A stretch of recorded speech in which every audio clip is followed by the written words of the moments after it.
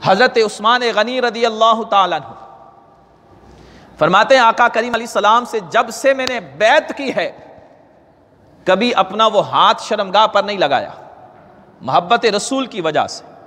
میرے آقا کریم علیہ السلام سے جو محبت کرنے والے ہیں ان کے ہاتھ کبھی غلط استعمال نہیں ہوتے، ان کے قدم کبھی غلط نہیں اٹھتے، ان کی زبان کبھی غلط نہیں بولتی، ان کا کردار ستھرا ہے، اجلا ہے، ان کے کردار میں چاشنی ہے، ان کے کردار میں خوشبو مصطفیٰ اور سنت رسول مصطفیٰ صلی اللہ علیہ وسلم کی مہک آتی ہے، ان کا کردار بتاتا ہے یہ عاشق رسول ہے، یہ آقا کریم علیہ السلام کا دیوانہ ہے، یہ آقا کریم علیہ السلام سے محبت کرنے والا ہے۔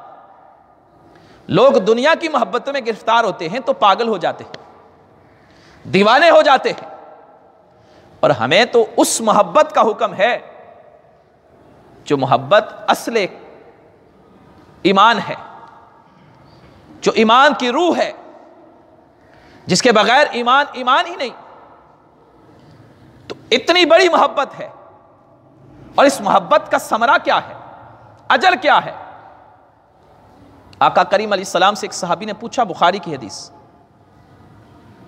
عرض کی متی الساعہ، یا رسول اللہ صلی اللہ علیہ وسلم بتائیے قیامت کب آئے گی؟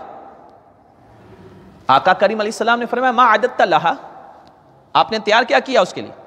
کہا ما عددت لہا صلاۃ ولا صوما ولا صدقہ، کہا نہ نمازیں ہیں، نہ روزے ہیں، نہ صدقات و خیرات ہیں۔ یہ ان کی عاجزی تھی، صحابی رسول حضور کے پیچھے نماز پڑھنے والے، آقا کریم علیہ السلام کے پیچھے نمازیں پڑھنے والے، مگر عاجزی سے کہتے ہیں یا رسول اللہ نہ زیادہ نمازیں، نہ روزے، نہ خیرات، ولیکنی احب اللہ ورسولہ، ہاں میں اللہ اور اس کے رسول صلی اللہ علیہ وسلم سے محبت کرتا ہوں۔ ادعائے محبت ہوا۔ اب صحابہ اکرام کی نمازیں کیسی، عبادات کیسی، صدقات کیسے، خیرات کیسی خیرات کیا کرتے تھے وہ، کہ گھر میں کئی دنوں سے کچھ کھانے کے لیے نہیں، اگر کوئی سائل آ گیا تو اللہ کے نام پر وہ دے دیا کرتے تھے۔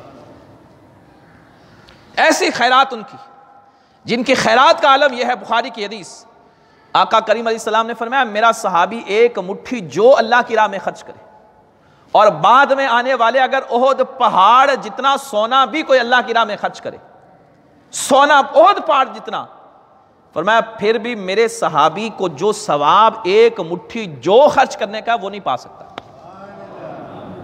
یہ مقام ہے صحابہ اکرام کا۔ فرمایا میں اللہ اور اس کے رسول سے محبت کرتا ہوں۔ آقا کریم علیہ السلام نے فرمایا المرء مع من احبہ، فرمایا قیامت کے دن بندہ پھر اسی کے ساتھ ہوگا جس سے وہ محبت کرتا ہے۔ کس کے ساتھ ہوگا؟ جس سے وہ محبت کرتا ہے۔ ہمیں جس سے محبت ہوگی ہمارا حشر انہی کے ساتھ ہوگا۔ اب ذرا رک کر ذرا دیکھیے کہ کیا ہماری یہ حالت، ہماری یہ کنڈیشن اس قابل ہے کہ قیامت کے دن آقا کریم علیہ السلام کا ہم سامنا کر سکیں؟ کیا ہماری یہ کیفیت ہے، ہماری یہ حالت ہے ظاہری، ایسی حالت ہے کہ ہمیں آقا کریم علیہ السلام کی بارگاہ میں جاتے ہوئے شرمندہ نہ ہونا پڑے؟ مجھے بتائیے کہ اگر ہم گناہوں سے لت پت ہیں، جھوٹ ہمارے اندر، غیبت ہمارے اندر، رشوت خوری ہمارے اندر، سود خوری ہمارے اندر، زنا جیسی بیماری ہمارے اندر، بے نمازی جیسی نحوست ہمارے اندر، یہ ساری گندگیاں اگر ہم لیے ہوئے ہوں، کیا اس حال میں ہم رسول اللہ صلی اللہ علیہ وسلم کے سامنے جانے کے قابل ہوں گے؟ ہرگز نہیں۔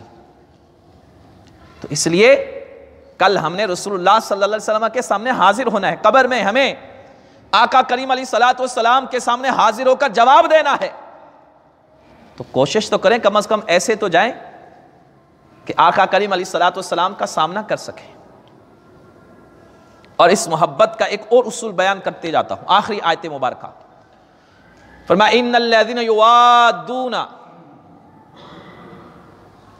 بے شک وہ لوگ جو اللہ اور اس کے رسول کے دشمن ہیں، اہل ایمان مومن کبھی بھی ایسے لوگوں سے محبت نہیں رکھ سکتے۔ لا یوادون من حاد اللہ ورسولہ، اللہ اور اس کے رسول کا کوئی دشمن ہے، ایمان والا مسلمان کبھی اللہ اور اس کے رسول کے دشمن کے لیے محبت کا پہلو دل میں نہیں رکھ سکتا۔ وَلَوْ كَانَ آبَاءَهُمْ أَوْ أَبْنَاءَهُمْ أَوْ إِخْوَانَهُمْ أَوْ عَشِيرَتَهُمْ، اگرچہ ان کے باپ ہوں، ان کے بھائی ہوں، ان کے بیٹے ہوں، خاندان والے کوئی بھی ہو، فرمایا وہ کبھی بھی ایسوں کو دوست نہیں رکھتے۔ آج ہم یہ برملا اعلان کرتے ہیں کہ جو آقا کریم علیہ الصلوۃ سے دشمنی رکھتے ہیں، گستاخیاں کر رہے ہیں، ہمارے دلوں میں ان کے لیے رائی کے دانے کے برابر بھی کوئی نرم گوشہ نہیں ہے، اور ایسے لوگوں کے ساتھ ہمارا رویہ وہی ہونا چاہیے جو ایک بندہ مومن کا ہونا چاہیے۔ اور یہ بات ذہن میں رکھیے کہ ہم یہ اعلان علماء فرما رہے ہیں کہ فرانس نے گستاخی کی ہے، ہم جتنی اپنی بساط ہے ان کے خلاف آواز کو بلند کریں گے، ان کی مصنوعات کا بائیکاٹ کریں گے کہ ان کی جو بنائی ہوئی چیزیں، ہمارے پیسے جو ان کو جا رہے ہیں اور وہ گستاخیوں میں لگا رہے ہیں، کم از کم ہم اپنی اس کوشش کے ذریعے ان کو نقصان پہنچائیں، ان کی معیشت کو، اور ہم ان کی بنائی ہوئی مصنوعات جو بھی ہیں، پروڈکٹس ہیں، ان کا بائیکاٹ کریں۔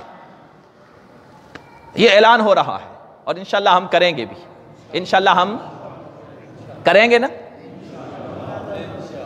انشاءاللہ۔ بہت ساروں نے کیا بھی ہے، سوشل میڈیا پہ بہت ساری ایسی ہیں ایمان والے سچے عاشق رسول موجود ہیں، اپنے پوری انہوں نے گاڑیاں تباہ کر دی کہ ایسے خبیثوں کی پروڈکٹس کو ہم نہیں بیچیں گے۔ لیکن میں ایک عرض کروں گا، ہم نے فرانس کی مصنوعات کا بائیکاٹ کر دیا، اپنے نفس کی مصنوعات کا کب بائیکاٹ کریں گے؟ اپنی بری عادتوں کا بائیکاٹ کب کریں گے؟ اپنے گناہوں کا بائیکاٹ کب کریں گے؟ کب کریں گے ہم رسول اللہ صلی اللہ علیہ وسلم کی سنتوں کو پامال کرنے کا بائیکاٹ؟ کب ہم کریں گے بے نمازی ہونے کا بائیکاٹ؟ کب کریں گے؟ کب کریں گے ہم کہ آج سے میں بے نمازی تھا، بے نمازی سے بائیکاٹ، اب سے میں پکا نمازی بنوں گا؟ اگر رزق کمانے میں کہیں گڑبڑ ہے تو کب بائیکاٹ کریں گے کہ آج کے بعد یہ 2 نمبر کا مال نہیں کماؤں گا، آج سے بائیکاٹ، حلال مال کماؤں گا، محنت کا کماؤں گا؟ تو بھائیو یہ بات بڑی مشکل ہے، یہ بائیکاٹ کرنا چونکہ نفس پر مجاہدہ ہے۔ ہاں، جہاد بھی سیف ہے، جہاد بھی مال ہے، اور جہاد بھی نفس بھی ہے۔ جہاد بھی سیف، ہمیں اللہ نے موقع دیا، ہم گستاخوں کے سر بھی اتاریں گے، اگر مال کے ذریعے ہم ان کو کوئی نقصان پہنچا سکتے ہیں تو وہ بھی پہنچائیں گے، اور جہاد بھی نفس بھی تو کریں گے نا۔